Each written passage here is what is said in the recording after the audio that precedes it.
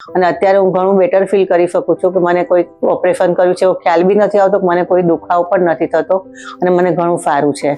મારું નામ હંસા વ્યાસ છે. મારી ઉંમર તો 73 વર્ષની છે. મને ઢીંચણનો દુખાવો બહુ વર્ષોથી હતો, પણ તે વખતે મારી એજ નાની હતી એટલે ત્યાં સિટીમાં અમે રહેતા હતા, એ ડૉક્ટરોને બતાવેલું. પણ તે વખતે શરૂઆતમાં 10 વર્ષ ચાલીવા સાંધા આવતા હતા એટલે ડૉક્ટરોએ એમ કહ્યું કે ભાઈ તમારી ઉંમર નાની છે એટલે અત્યારે આપણે ઓપરેશન થાય એવું નથી. એટલે ઓપરેશન વગર આયુર્વેદિક દવાથી, હોમિયોપેથિક દવાથી મટાડ્યું હતું મેં. પણ પછી મને અનબેરેબલ પેન થયું એટલે મારે ઓપરેશન કરાવવાની જરૂર પડી. અહીંયા બી 2-3 ડૉક્ટરોની સલાહ લીધી હતી. પછી મને યોગ્ય લાગ્યું કે આ એક જગ્યાએ મેં ઓપરેશન કરાયું.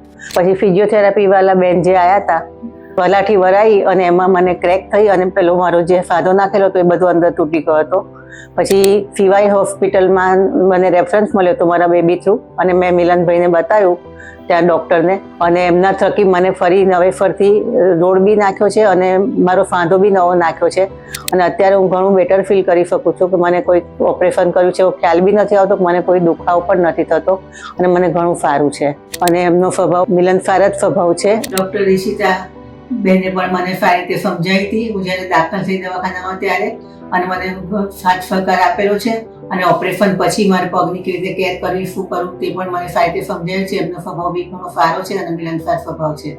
અને એમનો સ્ટાફ બી એવો છે. એમને સ્ટાફને એમને છુટ્ટી આપી હતી દિવાળીમાં, છતાં પણ એમણે તાત્કાલિક હાજર કરી અને દિવાળીના દિવસે મારું ઓપરેશન કર્યું એમણે.